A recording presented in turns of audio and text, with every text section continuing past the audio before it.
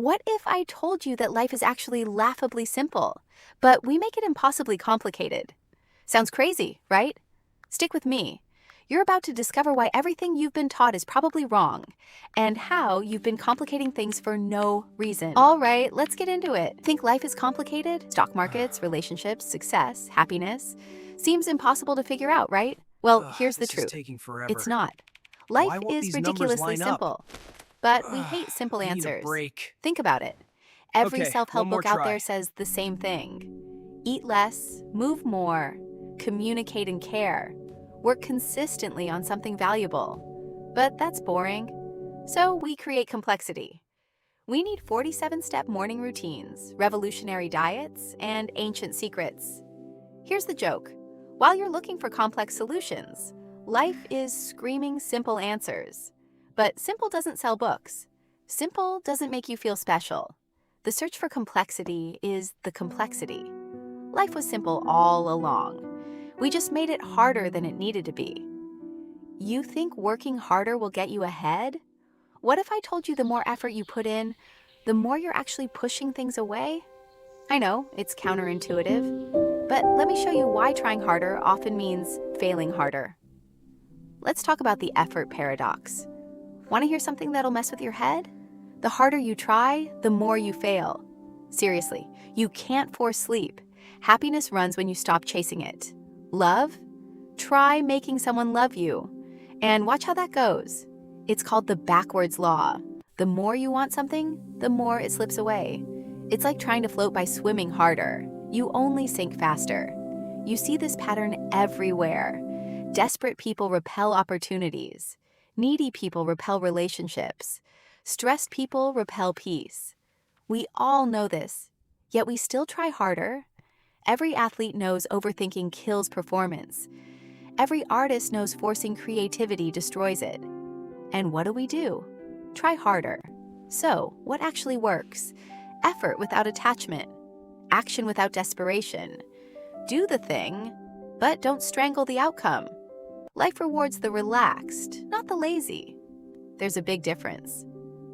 Now, let me ask you, what if the more you try to control, the less control you actually have?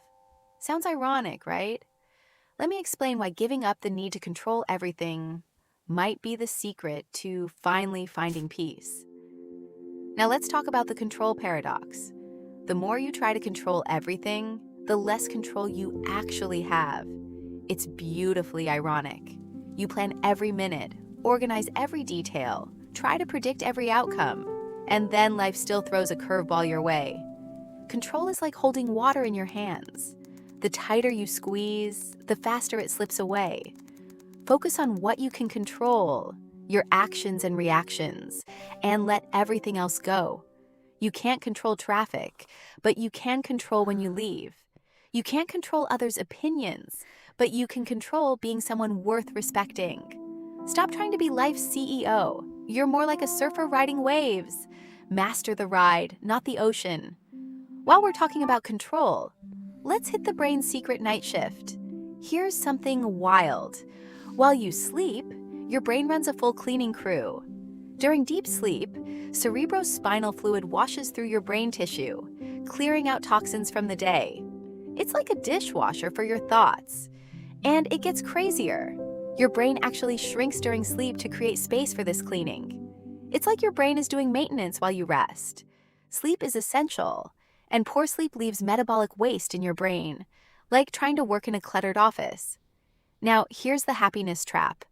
The reason you can't catch happiness is that it's the only goal that runs away when you chase it. Happiness is like a cat. It shows up when you're not looking for it. We've all been there, chasing the perfect job, relationship, body, thinking, then I'll be happy. But here's the kicker. Your brain has a happiness set point. Win the lottery? You'll be back to your baseline in 6 months. Have a terrible accident? Same thing. Happiness isn't a destination, it's a byproduct. It comes from progress, not achievement. From connection, not possessions. From giving, not getting. Focus on meaning, growth, and contribution instead. And happiness will show up like an unexpected gift. Let's talk about your brain's biases. Your brain isn't a truth-seeking machine. It's a pattern-matching machine. Right now, it's running on a bunch of cognitive biases that distort your reality. You think you're above average at everything? That's called illusory superiority. You judge others by their actions, but yourself by your intentions. Your brain's editing reality to match your beliefs. And that's how we end up with biases like confirmation bias and loss aversion. Awareness is the superpower here. Recognize the filter. Next, the 90 to 10 emotional rule. 90% of your decisions are emotional, and only 10% are logical. That gut feeling? That's your emotional brain processing millions of signals faster than your conscious mind can. Your emotions make the decisions first. Your logic just justifies them. This isn't bad news. It's great news. Emotions are data, not directives. The key lies in the pause between feeling and action. Use it wisely. Let's move to memory. Your memories aren't recordings. They're like Wikipedia pages that anyone can edit, and you're the main editor. Each time you recall something, your brain changes it, filling in gaps with new knowledge. In fact, scientists can implant false memories that feel just as real as your actual memories. Your confident courtroom testimony? Probably 40% fiction. Your childhood trauma? Could be partially made up. But here's the opportunity. Since memories are malleable, you can rewrite your story. You're already editing your past, so why not do it consciously? In the end, life isn't about finding yourself. It's about creating yourself.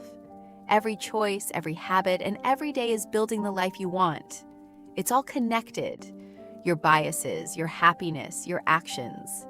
The paradox is, they show you balance. The compound effect? It gives you power. Remember, accept what you can't control, master what you can, and focus on tiny improvements every day. You now know how your brain works, why happiness hides, and how habits form. You've got the manual. The rest is just commentary.